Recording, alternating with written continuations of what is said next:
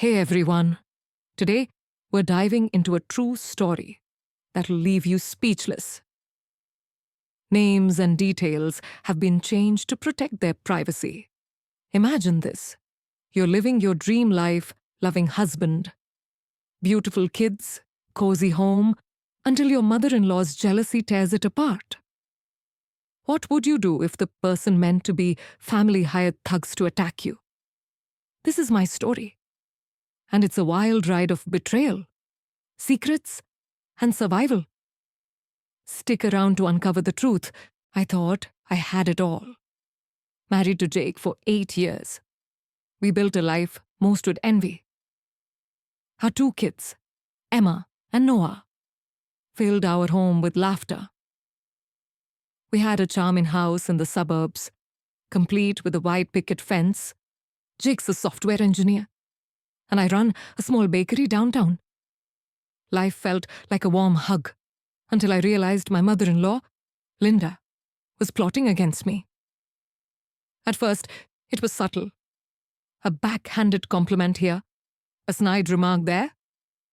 "Oh, your cupcakes are cute," she'd say, her smile never reaching her eyes.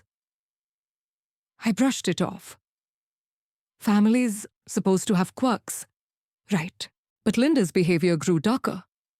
She'd visit unannounced, rearranging my kitchen or advising me on parenting. Jake laughed it off, saying, "Mom's just traditional." I wanted to believe him. After all, Linda raised him alone after his dad passed. She was a retired nurse, respected in our small town. How could I complain? Yet, her words carried venom. "Once at a family barbecue?" she whispered. "You don't deserve him." I laughed, thinking it was a joke. It wasn't. That was the first crack in my perfect life. The tension simmered for months. I'd catch Linda staring, her lips curled in disdain. She'd call Jake daily, filling his head with doubts. "Are you sure she's good enough?" I overheard her once. My heart sank. Jake defended me, but I saw the strain in his eyes. I started doubting myself. Was I the problem? I tried harder, invited her to dinner, asked for her recipes. Nothing worked. Her resentment was a storm brewing, and I was blind to its strength. Have you ever felt someone's hatred but couldn't prove it? That's where I was. Then came the first clue something was wrong. One night, I found a crumpled note in Jake's coat pocket. It had an address and a time, written in Linda's neat cursive. My gut churned. Why was she sneaking around? I confronted Jake, but he shrugged. Probably a doctor's appointment. I didn't buy it. That note felt like a puzzle piece, one I couldn't place yet. Looking back, I wish I'd trusted my instincts. They were screaming danger, but I ignored them, hoping to keep the peace. By then, our home felt like a battlefield. Linda's visits left me drained. She'd criticize my cooking, my clothes, even how I tucked the kids in. "You're too soft." She'd snap. I'd bite my tongue, for Jake's sake. But her words cut deep. I started locking my bedroom door at night, a habit I couldn't explain. It was like my body knew something my mind hadn't caught up to. Have you ever sensed a threat but felt too scared to act? That's the trap I was in. As weeks passed, the air grew heavier.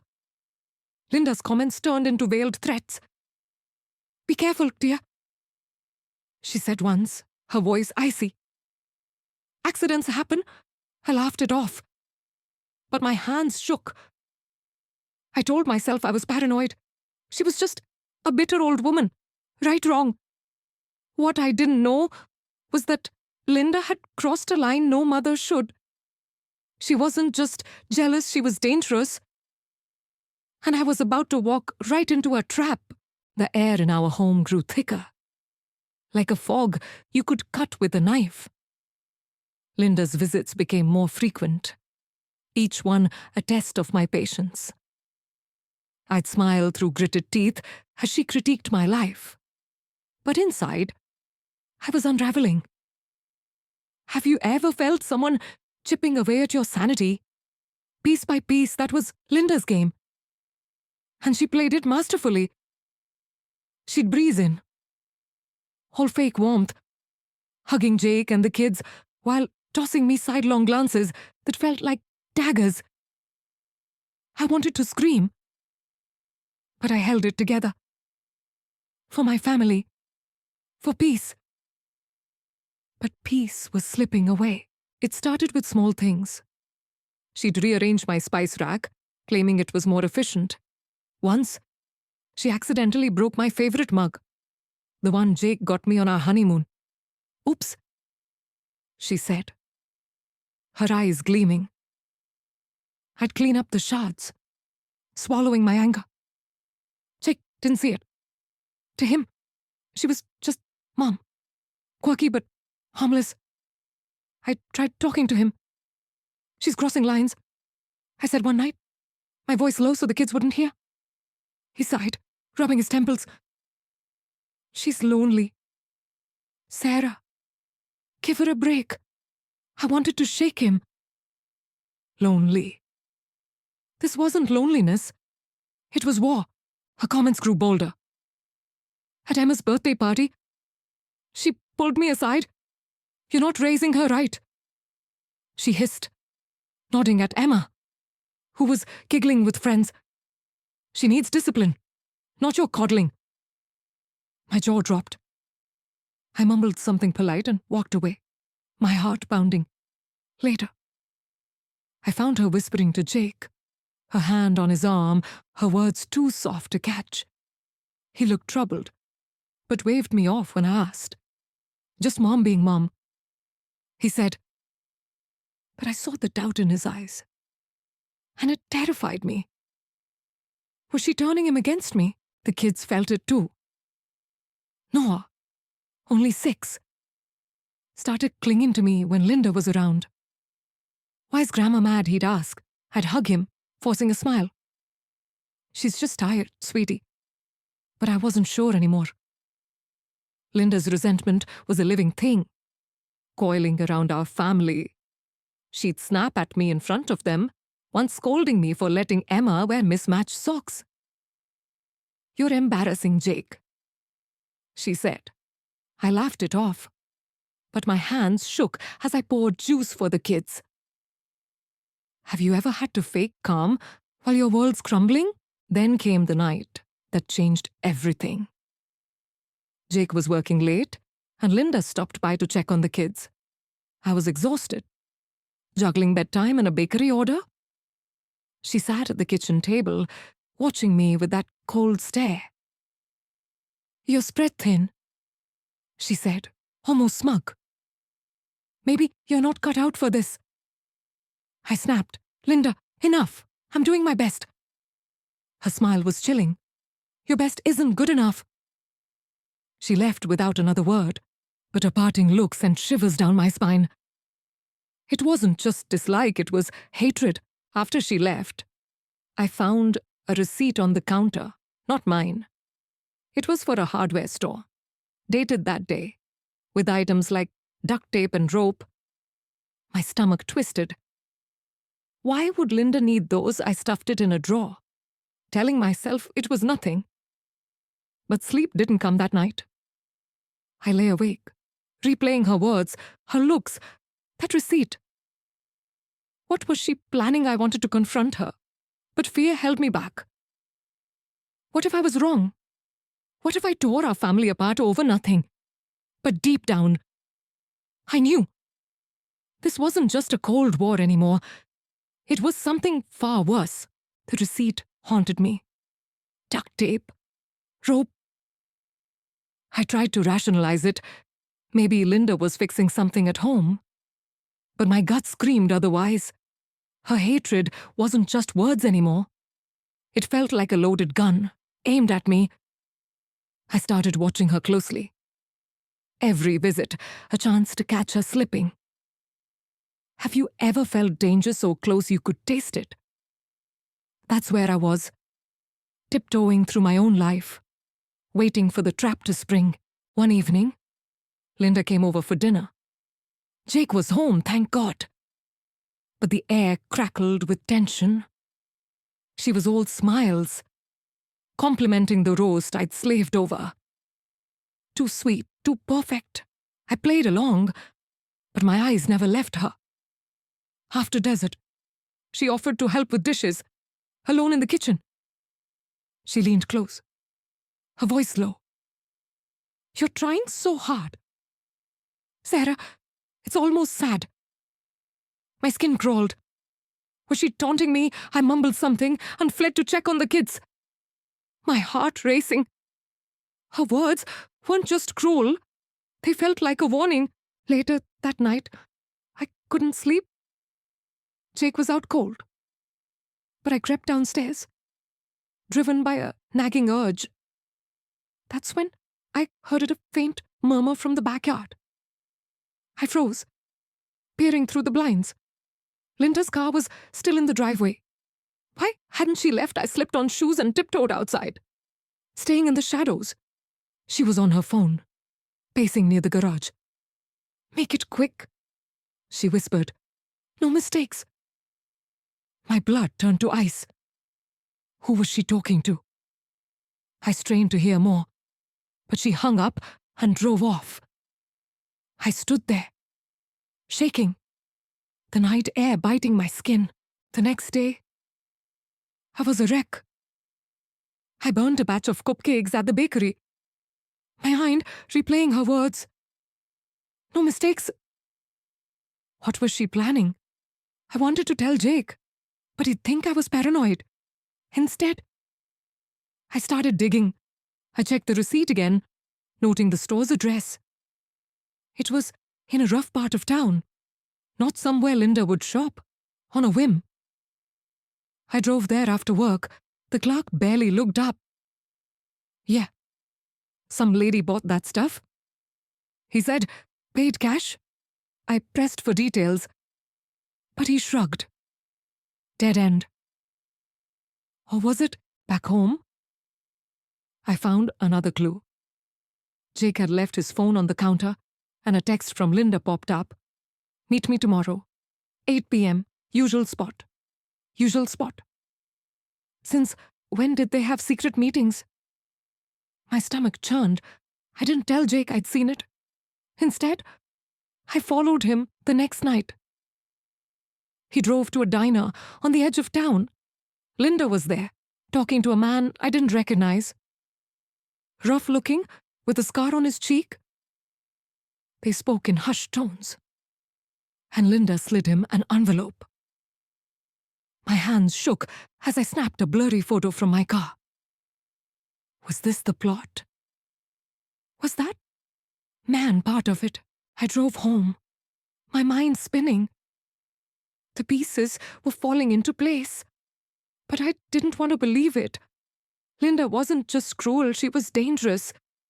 Hiring someone for what? My thoughts raced to the receipt. Her late-night call, that envelope. Every instinct screamed to run, to protect my kids. But I had no proof. Not yet.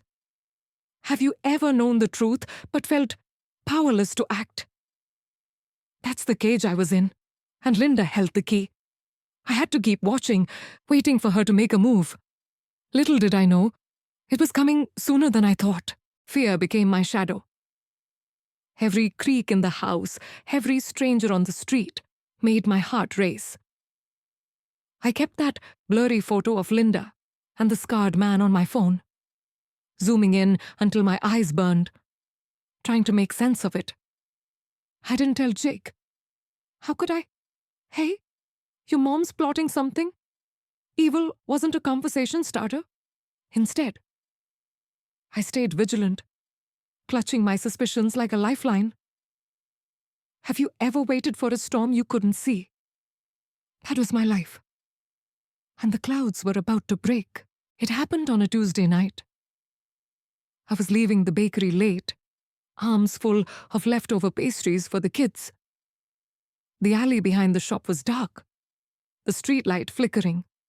I'd parked there 100 times, never thinking twice. But that night, the air felt wrong, heavy, like a hold breath. I quickened my pace, keys jangling in my hand. Then I heard it, footsteps, fast and deliberate.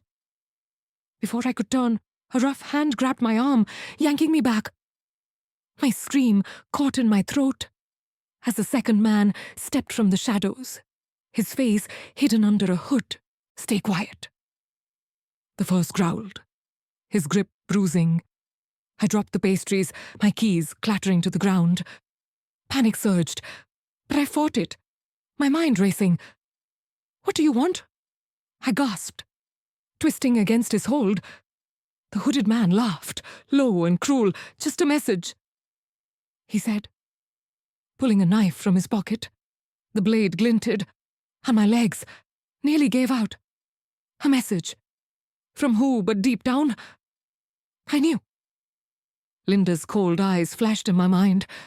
Her whispers. That envelope? The receipt? I didn't think. I stomped on the first man's foot, hard, and elbowed his ribs. He cursed, loosening his grip just enough for me to break free. I ran, my breath ragged, the alley stretching endlessly before me. Footsteps pounded behind, but I didn't look back. I reached the main street, lights and people flooding my vision. A couple walking their dogs stared as I stumbled toward them, gasping. "Call the police," I begged. The men didn't follow. Melting back into the dark at the police station, I was a mess, shaking, voice cracking as I told the officer everything: the attack, the men, my suspicions about Linda. He took notes, his face unreadable. "Any proof?" he asked. I showed him the photo, the receipt, but his size said it all. "It's thin." He warned, "We'll look into it, but don't expect miracles." I left feeling hollow. No arrests, no answers. Just a patrol car promised to swing by my house. It wasn't enough. Back home, I locked every door, checked every window. Jake was asleep, oblivious. I didn't wake him. The kids were safe in their beds, but I sat by their door, a kitchen knife in my lap, until dawn. My mind replayed the attack. The knife, the words, a message. Linda's doing. I couldn't prove it, but I felt it in my bones. Why else would they let me go? They wanted me scared, not dead, and it worked. But fear was waking something else in me. Anger. Have you ever been pushed so far? You stopped running, I was there, ready to fight back. No matter the cost, the attack left me raw. Like a nerve exposed to the air, I couldn't eat, couldn't sleep. My mind stuck on that knife. Those men, and Linda's shadow behind it all. I was done, waiting for proof to fall into my lap. If the police wouldn't dig, I would. Have you ever had to hunt for the truth, knowing it might break everything? That's where I stood, teetering on the edge, ready to dive into the dark. I started small. The receipt from the hardware store was my first lead. I went back, this time with a photo of Linda pulled from a family album. The clerk squinted at it, scratching his chin. "Yeah, looks familiar," he said. "She was with some guy, big, kind of rough." My pulse spiked. "Can you describe him?" I pressed. He shrugged. "Scar on his face? Maybe? Bingo? The man from the diner." I thanked him and left, my hands trembling with the weight of it. Linda wasn't just scheming, she was connected to the attack. Next, I turned to Jake's phone. Guilt gnawed at me, but I had to know. While he showered, I scrolled through his texts with Linda. Most were mundane grocery lists, reminders about the kids. But one stood out, dated the night before the attack. "Handle it," she'd written. Jake replied, "Mom, stop. Stop what?" My stomach churned. Was he in on it? No. I refused to believe that. But doubt crept in. A poison I couldn't shake. I needed more. I remembered Linda's car in our driveway that night. A whispered phone call. I checked our security camera footage, something I'd never bothered with before. The grainy video showed her pacing, phone to her ear, just as I'd seen. I couldn't hear the words, but her gestures were sharp, angry. She glanced toward the house, and I swear, her eyes locked on the camera for a split second. I froze the frame, my heart pounding. It wasn't proof, but it was close. Then came the breakthrough. I went to the diner where I'd seen Linda with the scarred man. The waitress, a chatty woman named Carla, recognized me from my bakery. I showed her the photo. "Oh, that guy?" she said, rolling her eyes. "Comes in sometimes with an older lady. Shady vibes." I leaned in. "Shady how?" She lowered her voice. "Last time. He left a bag under the table. Looked like cash. My blood ran cold. An envelope. Just like the one I'd seen." I slipped her a 20 and left, my mind racing. Back home? I pieced it together. The receipt. The scarred man. The envelope. Linda's text. It wasn't airtight, but it was enough to confirm my worst fears. My mother-in-law had hired those thugs to attack me. Why jealousy control? I didn't know yet, but the betrayal cut deep. This wasn't just about me. It was about my kids, my family. How could she do this to us? I wanted to confront her, to scream. But I needed to be smart. One wrong move, and she'd slip away. I hid my evidence, a USB, with the camera footage, the receipt, my blurry photo in a locked drawer. I didn't tell Jake, not yet. His loyalty to Linda clouded everything, and I couldn't risk him tipping her off. For the first time, I felt alone in my own marriage. Have you ever had to keep a secret that could shatter your world? That's the weight I carried, knowing the truth, but unable to act. Not yet. But I was close. And Linda's time was running out. The truth burned like acid in my chest. Linda, my mother-in-law, had hired thugs to attack me. The evidence was thin, but undeniable receipts, footage, that diner encounter. I couldn't sit on it anymore. Confronting her was a risk, but silence was worse. Have you ever faced a monster wearing a familiar face? That's what I was about to do. And I was terrified. I waited for the right moment. Jake was at work, the kids at school. Linda came over unannounced, as usual. Her fake smile plastered on. "Just checking in," she chirped, setting her purse on the counter. My hands shook as I poured coffee, but I kept my voice steady. "Linda, we need to talk." She raised an eyebrow, sensing the shift. I didn't waste time. "I know what you did," I said, locking eyes with her. "The men in the alley? You paid them?" Her face froze, just for a second, before she laughed a sharp, brittle sound. "You're delusional." "Sarah," I didn't back down. "I have proof." I lied, testing her. The receipt, the diner, the man with the scar. Her smile vanished, and I saw it fear, then rage. "You're pathetic." She spat, stepping closer. "Snooping, accusing me you're tearing this family apart." My heart pounded, but I held my ground. "Why, Linda, why do you hate me so much?" That's when the mask fell. Her voice dropped, venomous. You took him from me. Jake was mine, my son, my world. You're nothing but a thief. Her words hit like a slap. This wasn't just jealousy, it was obsession. She ranted, pacing the kitchen, her hands slashing the air. You waltzed in, playing perfect wife, perfect mother. You don't deserve him.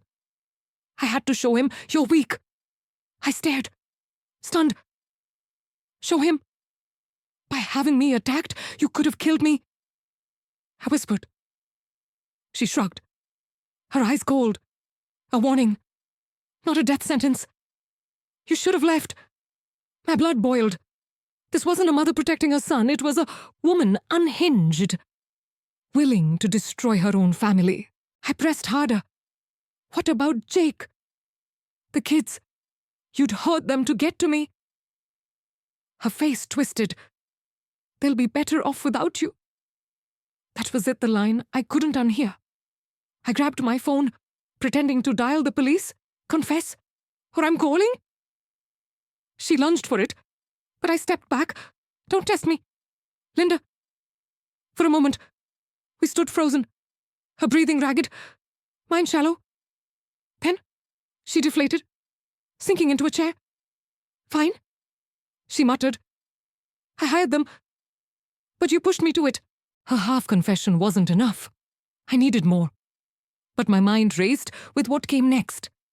Tell Jake. Go to the police. Every choice felt like a landmine. Linda watched me, calculating. You tell anyone, and I'll deny it. She said, Jake won't believe you. She was right. His loyalty to her ran deep. But I wasn't the same woman she'd targeted. The attack, the lies, her venom, they'd forged something harder in me. Get out, I said, my voice steel. She grabbed her purse and left. But her parting look promised war, alone. I sank to the floor, trembling. Linda's words echoed. You took him from me. This wasn't about me. It was about her twisted love for Jake. But knowing her motive didn't fix the rift she'd carved in our family. I had to protect my kids, my marriage, myself. Have you ever had to choose between truth and peace? That's the knife I was balancing on, and one way or another, it was going to cut. Linda's confession cracked something open in me. But it didn't bring relief. It was like staring into a wound you can't close. I had to tell Jake. But the thought made my stomach churn. How do you tell your husband his mother tried to destroy you? Have you ever had to break someone's heart to save your own? I spent the day in a fog, replaying her words. You took him from me. The kids were at school, oblivious, but their safety was all I could think about. Linda wasn't just a threat to me, she was a danger to our family. That night, I waited until the kids were asleep. Jake was on the couch, scrolling through his phone, unaware of the storm coming. I sat beside him, my hands clammy. We need to talk about your mom, I said, my voice barely steady. He frowned, setting his phone down. Water now. Sarah. I took a deep breath and let it out the alley. The thugs, the receipt, the diner, her confession. I showed him the blurry photo, the security footage stills. His face went from confused to pale to angry. This is crazy, he said, standing up. She wouldn't do that. I expected denial, but it still stung. She admitted it. Jake, she hates me. She thinks I stole you. He paced, running a hand through his hair. You're wrong. She's difficult, sure. But hiring thugs? That's insane. I pressed on, my voice shaken. She said, you'd be better off without me. She wanted me gone. He froze, his eyes searching mine. For a moment, I thought he'd believe me. Then he shook his head. You're twisting things. She's my mom, Sarah. My heart sank. I'd laid out the truth. And he was choosing her. The argument spiraled. Voices low to keep the kids from waking. But every word cut deeper. Look at the evidence, I begged, pointing to the photo. He shoved it away. It's not enough. You're obsessed with hating her. Obsessed I was fighting for our family. Tears burned my eyes, but I didn't let them fall. What about us, Emma? Noah. She's dangerous, Jake. He slumped, his anger fading into something sadder. I need time, he muttered, grabbing his keys. He left, the door slamming like a gunshot. I sat in the dark, numb. The kids' laughter from earlier that day felt like a distant memory. I checked on them, tucking their blankets tighter, as if that could shield them from this mess. Jake didn't come home that night. I didn't sleep, my mind racing with what-ifs. What if he confronted Linda? What if she lied her way out? Worse, what if he believed her?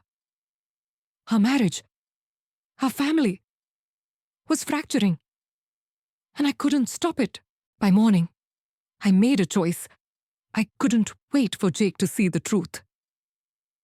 I gathered my evidence receipt, photo, footage, and went to the police again. The same officer from before raised an eyebrow, but took my statement. "We'll question her," he said. No promises. It was a start, but it felt hollow. Back home, I packed a bag for me and the kids, not to leave Jake, but to be ready. Linda's reach felt endless, and I wasn't taking chances. Have you ever had to protect your kids from someone you once trusted? That's the fire driving me. Even as my world crumbled, the days after Jake left were a blur of fear and resolve. I kept the kids close, dropping them at school myself, watching every car that passed. Linda's silence was deafening. No calls, no visits.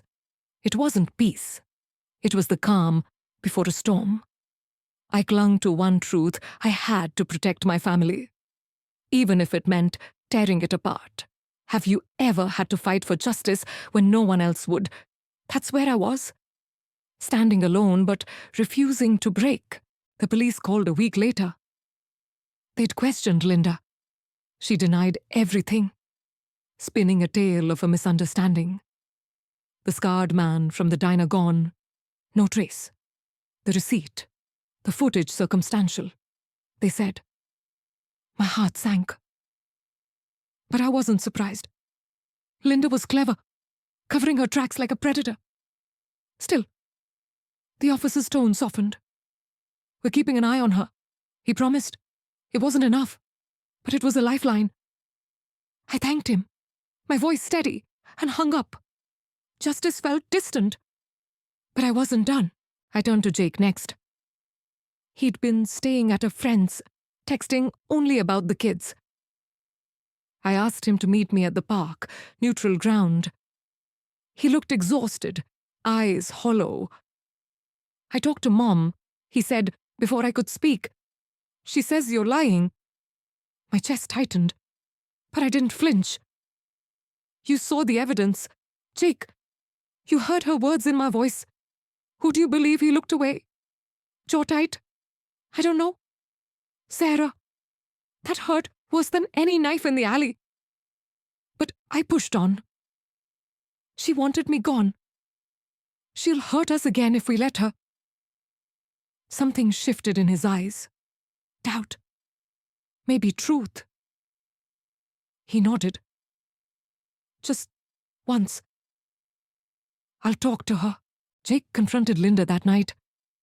I wasn't there, but he called me after, his voice raw. She broke down, he said. Admitted she paid those guys to scare you. My knees buckled. Relief and rage collided. Why, I asked. He sighed. She thought you'd leave me. Make things like they were before. Before me. Before our family. I wanted to scream. But I stayed calm. What now? Jake? He paused. She's out of our lives. And I'm sorry. Sorry, didn't fix the scars. But it was a start. We set boundaries. Linda was banned from our home. Our kids.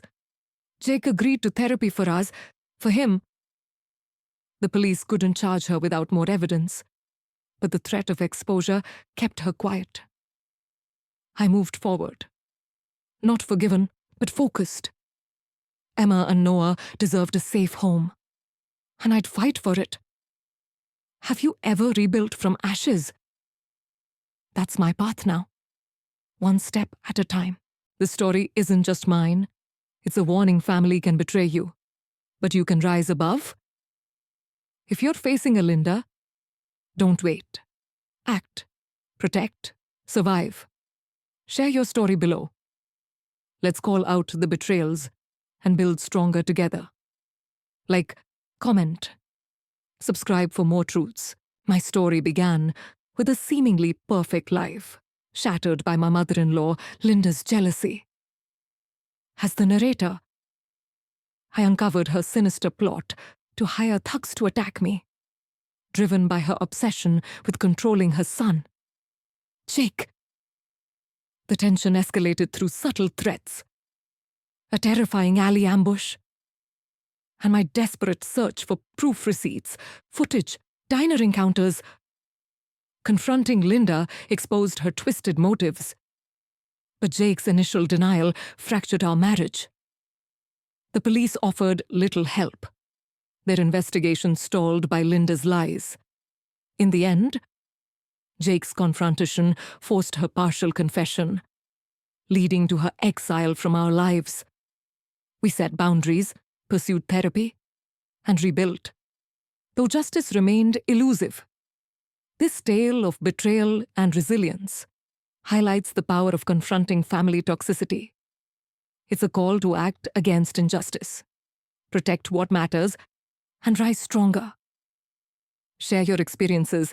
Let's expose the Lindas and heal together.